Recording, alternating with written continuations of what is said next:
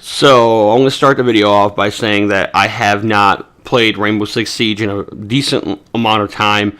I would actually say I haven't played it in a long time, just because of this whole Call of Duty honeymoon phase, which basically is over, and I don't really plan on really making any more Call of Duty videos. I don't know, like, I'm so glad there's something new content, came out for Rainbow Six Siege, and I'm really, really excited for Operation White Noise. But I thought it would be more useful for me to, get hands-on, actually play with the characters, kind of, explore it, actually have it here physically and play with it, and instead of, doing predictions and expressing my opinions based off Twitter,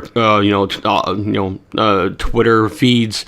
Or what other, people have had assumptions of, white noise, this is what's, the character are maybe are going to look like, or these are maybe the weapons are going to have. No, but now we have concrete information because it's, the DLC has dropped, and, I want to talk about it, from based off of experience. I think that's more useful as information. So I'm going to start with my favorite operator, then I'm going to go to my least favorite operator, and then I'm going to be talking about the mid-grade operator, or like the person that, it's kind of like I like them, but they're not the best. Okay, so I'm going to start with my favorite, and I'm going to butcher this name, South Korean attacker, Dukabi.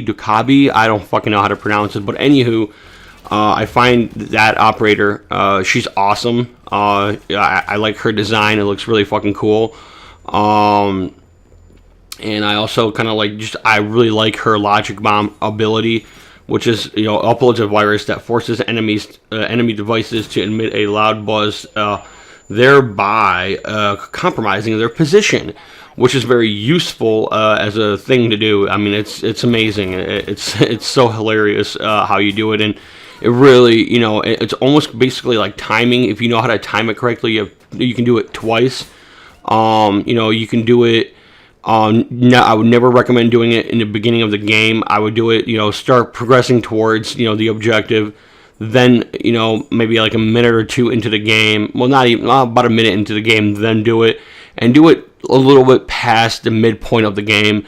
When, depending on the situation, depending on everything, you kind of have to get lucky. And, if there's more people on your team, there's less of them because you already eliminated one or two guys on their team.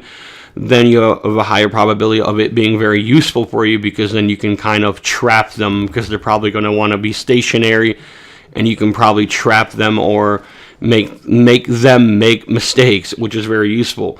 Now I'm going to be talking about her weapons, which are fucking amazing. The weapon that I like the most out of the two primaries, she has a shotgun. I don't really care about it. I don't think I'm going to really talk about that at all, but her main primary weapon is a marksman rifle. It's the MK14 EBR. It says it's a classic, hard-hitting 308 battle rifle in a lighter and shorter chassis, effective in long-range battles, devastating at short range. So, if you're like me, I'm going to use an ACOG and get really nice precision shots, pick players off, and it's going to be awesome. You can also do, if you're more of a rusher, close quarters kind of a guy, and you feel confident with your shot placement, you can put like a different, like a holographic sight or a reflex sight, and go in that way. Depending, all based on preference. I prefer an ACOG. That's just the way I am. She has a CZ75 auto pistol, which is very interesting, but I'm not really going to be using that because I prefer the SMG-12 that she's got, which is a customized pistol that is light, compact, and optimal at short ranges. So the sheer volume of fire, it doesn't do that much damage. It only does 28 damage. But the sheer volume of fire and the sheer amount of bullets and its rate of fire, in kind of like a blend of things together, will really help you out. It has very, not bad recoil. I mean, obviously, if you super spray it, yes, it's going to have a little bit of recoil, but super up close, you can spray and pray, and you can really melt your targets regardless. So it's a very useful weapon. Now, she's my favorite operator. She's awesome. Like I said, I really like her design. I really like this one.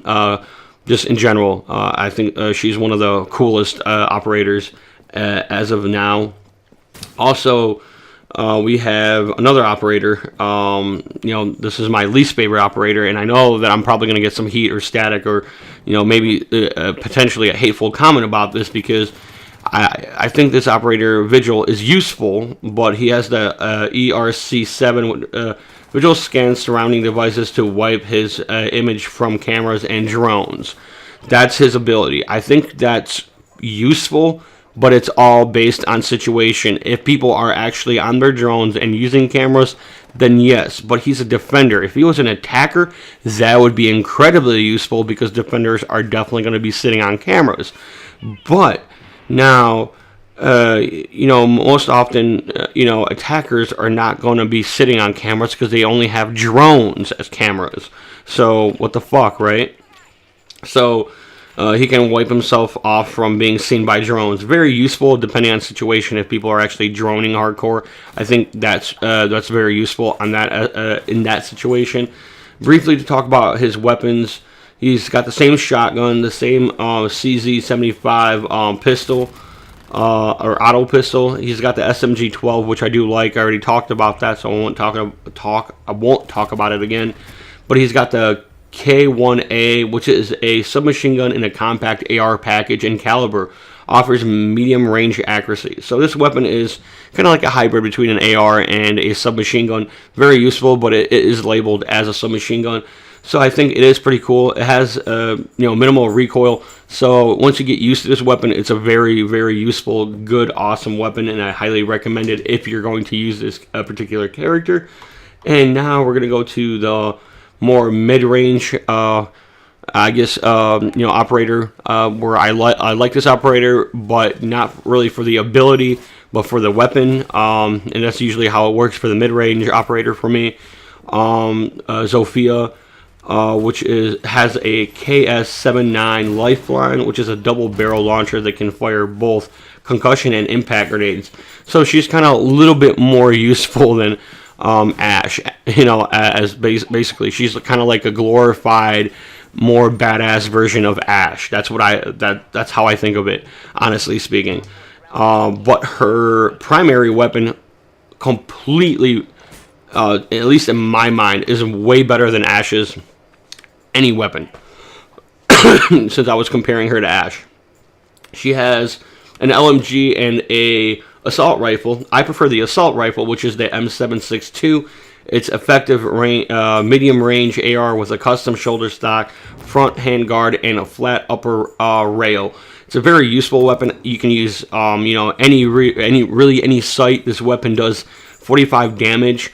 The best way that I can explain my experience with this particular weapon is simple. I had a gunfight where I really thought I was going to lose this gunfight, but just because of the sheer damage of this weapon, I was able to win that gunfight, and I felt very comfortable with this weapon. It is my favorite weapon out of all the weapons. I like the FAMAS. FAMAS is number 2 now. I've always loved the FAMAS in Twitch, but I, hands down, fucking love this weapon. I hope they have weapons like this in future operators. This weapon is, I can't say that it's overpowered because it's not overpowered, but I very quickly got, to understand how to properly use this weapon, and I feel very confident with it, and I know I can win gunfights with it. It is pretty impressive. I really, really do like it. Don't want to really talk about the pistol. It's just the same thing that the other Polish Grom operator had as a pistol. Has the red dot or reflex sight on it. It's kind of unique, but that's pretty much it. She has an LMG. It's called LMG-E. It's a light machine gun. It's a compact package belt-fed AR with a 50-round box magazine, basically. Lays down a fierce medium-range suppressive fire. So, more of a support weapon.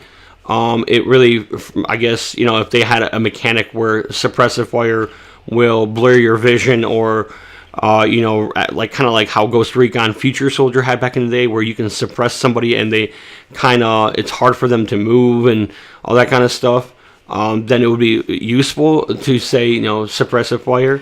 But overall, it's just basically like, imagine like an M4 but has a belt-fed box magazine. So that's kind of like the best way I can compare it.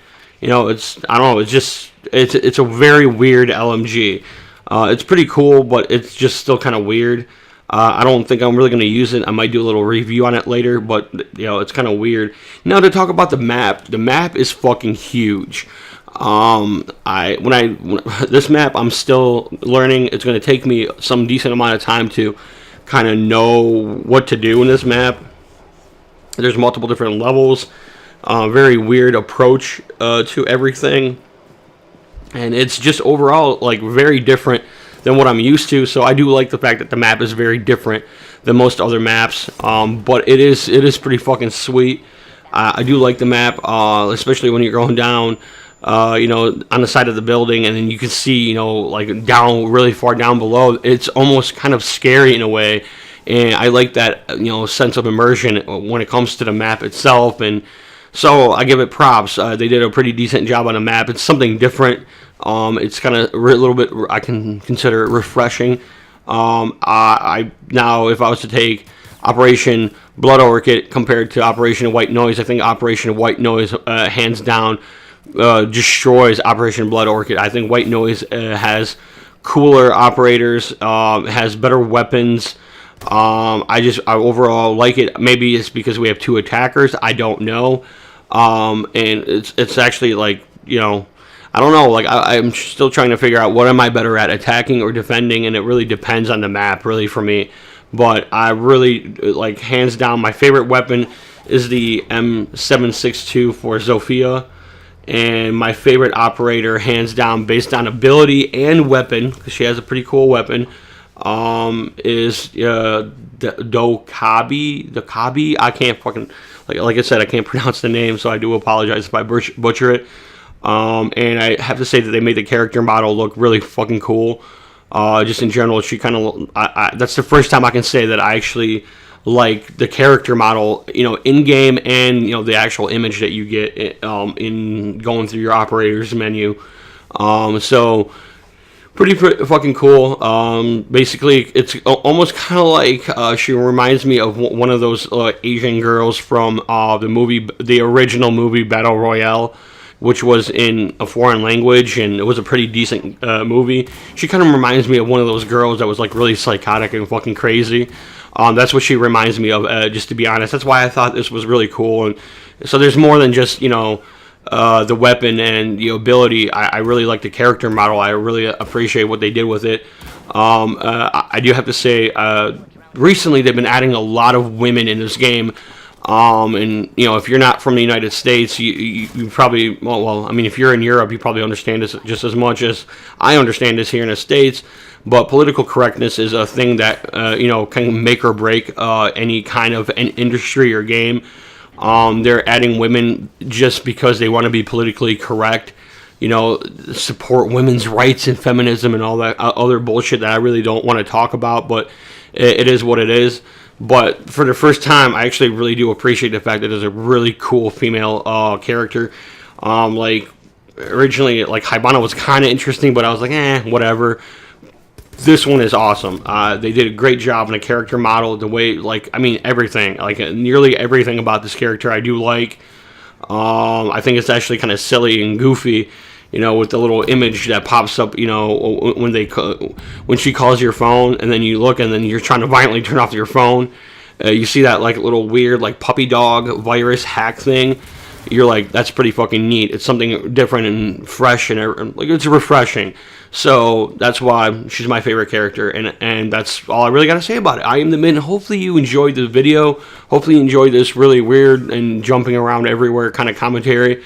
Like I said, it's completely impromptu. I don't sketch or kind of write anything down. I just talk about, like, I know the topic that I'm talking about, and then I just talk.